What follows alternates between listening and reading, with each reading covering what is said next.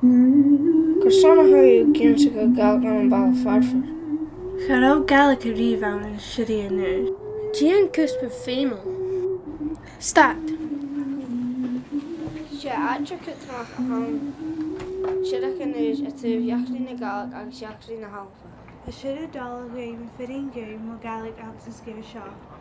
Tuki. Fanny Leonora, she cheat more since Sgìre show. An Sgìre Aonghais ha tóráid cin le éineamh Gaelic. Mar éisiopla, Brahma Shannon, cin físec a bhórcuid go raibh Gaelic am. Ha sin cutramach ar a éta tars dearabach Rùin gnrá dúine le Gaelic an sa Sgìre seo. Ha mapi cin Glen Clove agus Glen Eile, leanlí éineamh agus a fachla na hanan fachlar Gaelic san bhí. Seánna sin plan a seaarhain. Fanny Leonora, she cheat more since Sgìre show. Fanny Leonora. Hai Castro Farfair a tugadh an san Caitlín Dick mar Castro Rialg san Tréir Rian. Malcolm Canmore, Alexander Aga agus William Mahún. Bréní tú le Gaelic or bha Gaelic an príomhchanna an an alapa ag nám sin. Fa séanra sa chéir in réimdhearach le Gaelic agus thuchaléan coit Dick, trí Dick ag Blar Florin. Fanny Leonora, she cheat more since Sgìre show. Fanny Leonora.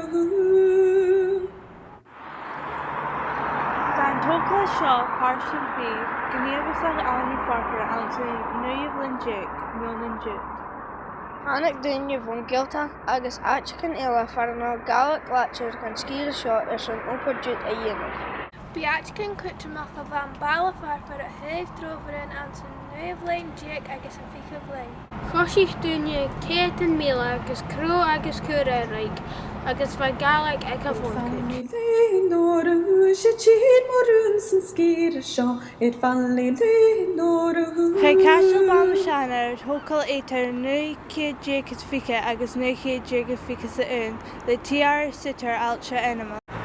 Raine sin mar cynnig an coci a sé an coca mór. Rain sitar bhil chlach gan a bhíc inatal. Chaiport na fionnichin dúas tíochail gan an Baile Farfair an na nuichéad Dick sa tríad sa hún agusún an an dábhéle sa sia. Hannig na fianachan dú fóin tainam chrídú agus hannig na saidirin ar fiag fóin gealtach an bhaile seo. Chiú éclis Eastern Old fó tóráid cin an an Baile Farfair. Ó chuin siachéad is le chéad bliana, be sin an príomh éclis an Sgìre seo. Bafis sheriffs in Gaelic a bhí an fat na húne agus iad í fiachin a Gaelic a chlachag san lá an dúcúiste. Chucha an nachlafars Gaelic na dhéirigh an nuichéad Dick sa tríad an Glen Clove. Ach, thuair Gaelic bethe uair ag dhéirigh an fictah lín. Chosí film tróbhíonna Gaelic an na Sgìre Aonghais an na nuichéad Dick nuichéad sa coic an na bunscoil Kirkcraigs agus glúise go Whitetails an an dábhéle sa seach. Si bhíonna a thula cuspar an sa Gaelic agus hainil si bhíonna béarla go chlás a chéan.